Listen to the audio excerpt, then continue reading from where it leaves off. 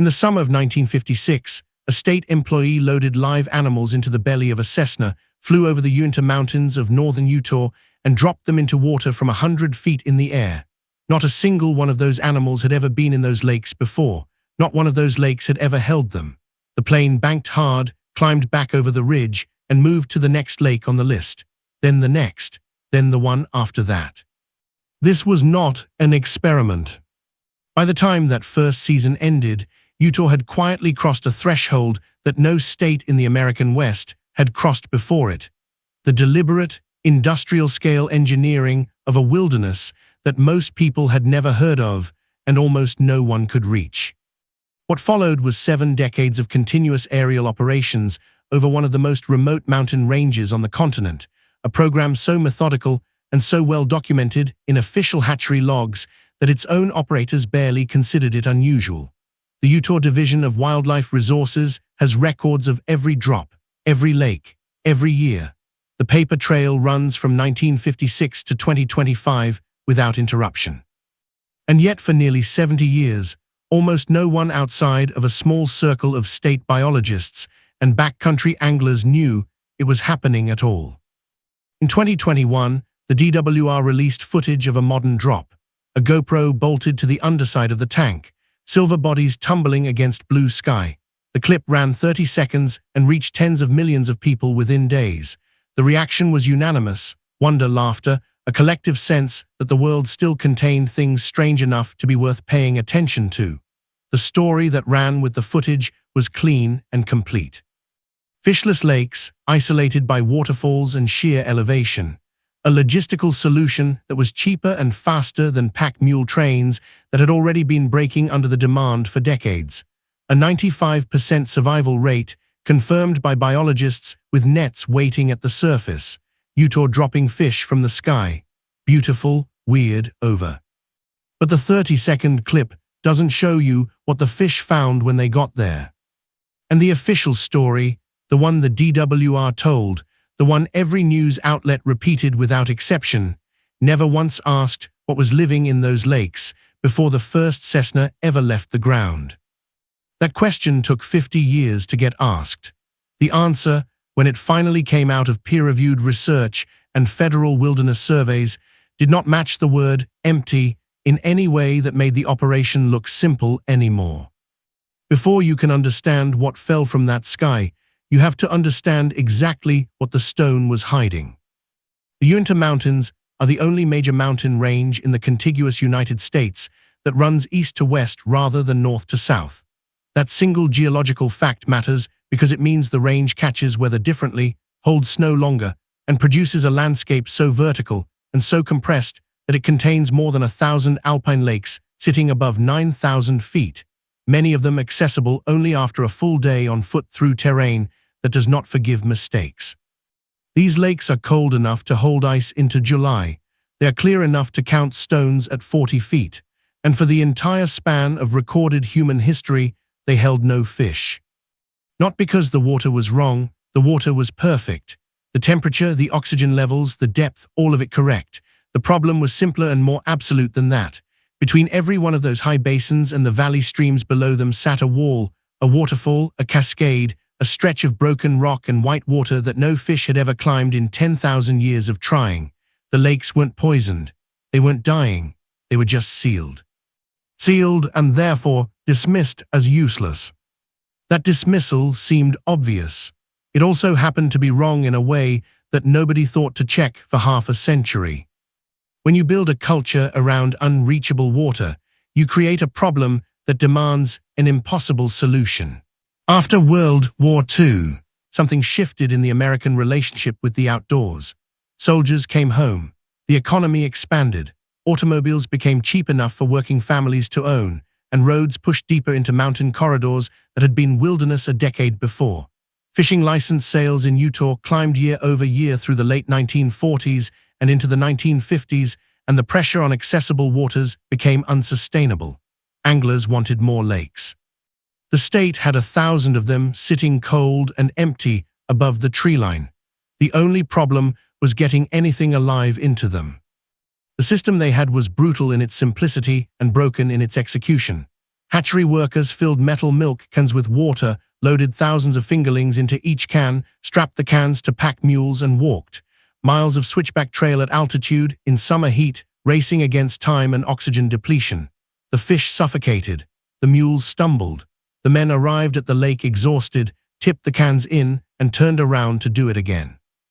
At peak operation, the entire pack mule program could stock only a fraction of the lakes the state needed to fill.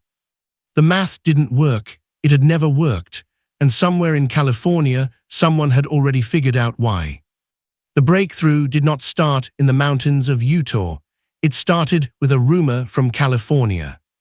California's Fish and Game Division had been experimenting with aerial stocking in its own high-altitude wilderness areas, and word of it reached Ted Hallows, the supervisor of the Karmas State Fish Hatchery in Utah's Wasatch Range. Hallows was a practical man running a program that was physically collapsing under its own weight. He did not need convincing that the mule system was finished. He needed proof that the alternative worked. In 1956, he got a plane. The aircraft was a Cessna 185 Skywagon, a single-engine workhorse with enough lift to carry a custom-built aluminum tank bolted to its belly, divided into 7 separate chambers, each one loaded with water and thousands of fingerlings. The plane could reach lakes in minutes that took a mule team half a day. It could stock 10 lakes in an afternoon. The tanks were designed to dump their contents in a single controlled release. The hatch triggered from the cockpit, the whole delivery lasting less than 3 seconds per lake. It was the most efficient wildlife logistics system ever devised for high-altitude terrain, elegant in its mechanics, devastating in its scale. The only question nobody had formally answered yet was whether anything coming out of that hatch was going to be alive when it hit the water. Before we uncover the mechanism of the drop, I need to know where you are watching from. Have you ever hiked to a high alpine lake in your region? Drop your state or country in the comments below. Now back to the data, because what comes next is even more disturbing. For decades, it was a ghost operation, until a single camera bolted to a belly tank changed everything.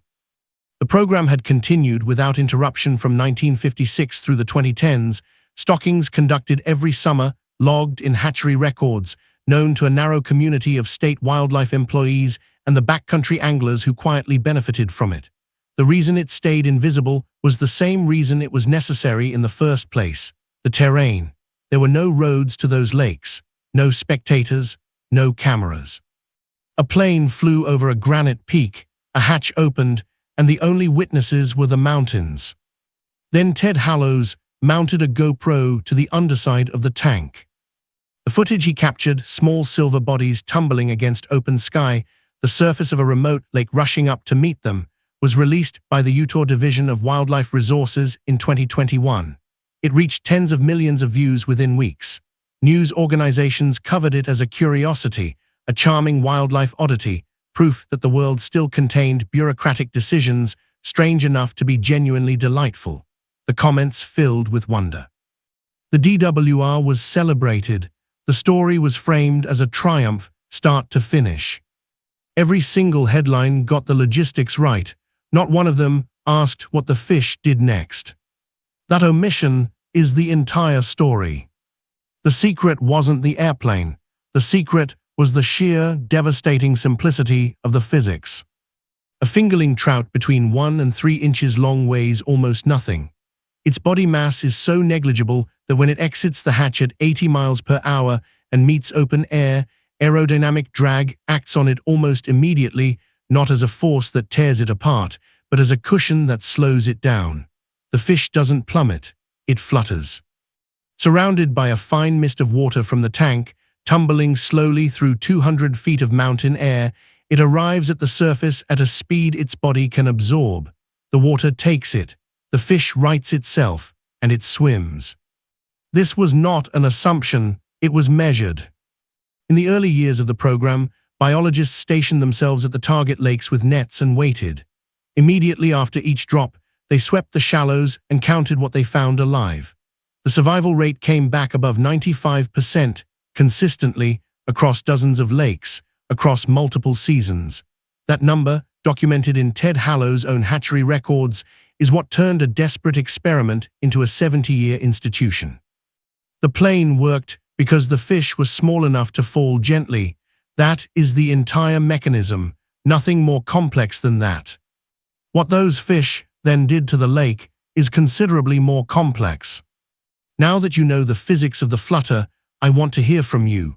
Have you ever witnessed a wildlife management operation in your own area? Let me know your exact geographic location in the comments.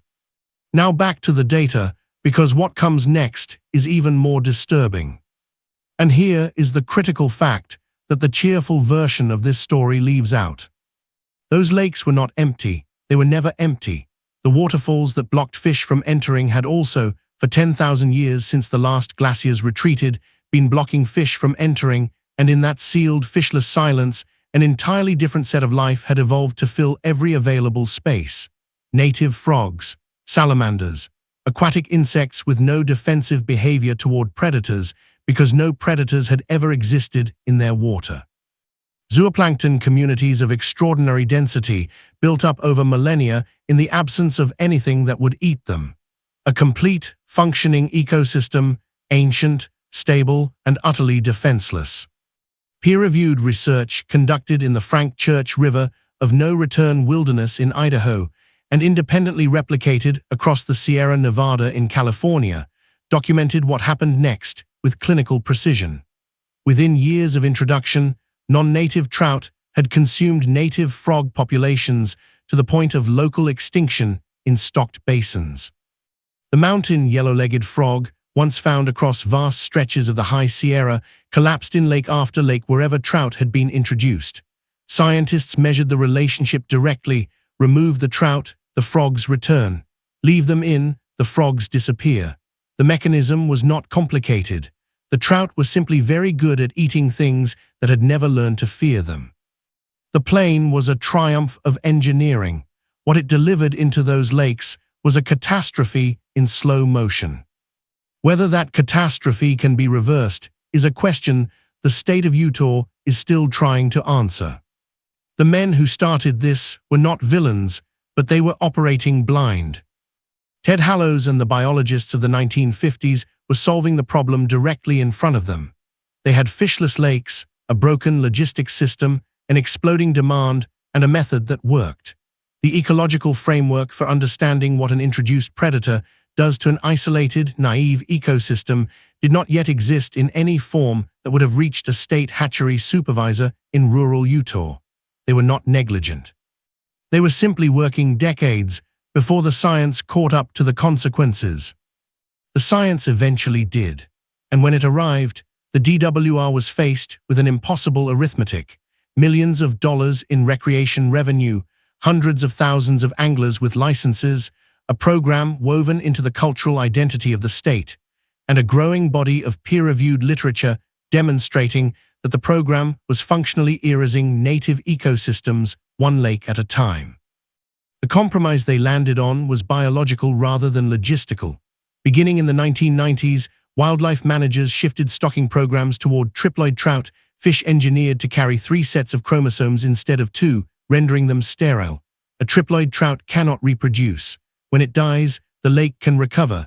The plane still flies. The hatch still opens, but what falls from it now cannot permanently colonize the water it lands in. Some lakes the state has chosen to leave entirely unstocked, returning them to the silence they held for 10,000 years. The frogs in those basins are coming back. It took 70 years and a continent's worth of scientific documentation to arrive at a solution that was, at its core, devastatingly simple: stop putting permanent predators into ancient water. The question is how many other landscapes humanity has already rewritten before asking whether they should. So here is the whole strange truth in one breath. A hatchery supervisor in rural Utah looked at 1,000 fishless lakes, a broken mule system, and a rumor from California, and decided in 1956 to bolt a tank to the belly of a single-engine plane and drop live animals from the sky. The fish survived because they were too small to die. The lakes received them because they had no choice. The operation ran without interruption for nearly 70 years, stocking hundreds of remote basins across one of the most isolated mountain ranges on the continent before a GoPro finally introduced it to the rest of the world. The world cheered. The frogs in the lakes that still had them did not. What began as a logistics problem became an ecological intervention, became a catastrophe, became a reckoning, and is now in the basins where the silence has been allowed to return, becoming something that might cautiously be called a recovery. That is the complete arc. 70 years, one plane, one decision made without the tools to understand its consequences. But aerial manipulation of wildlife did not end with fish. There is an operation, documented, photographed, and still occasionally practiced today, in which not fingerlings but entire herds of large animals were slung beneath helicopters and dropped into landscapes they had never occupied. The scale of what humans have been willing to attempt from the air is considerably stranger than a Cessna over Utah. That story is next.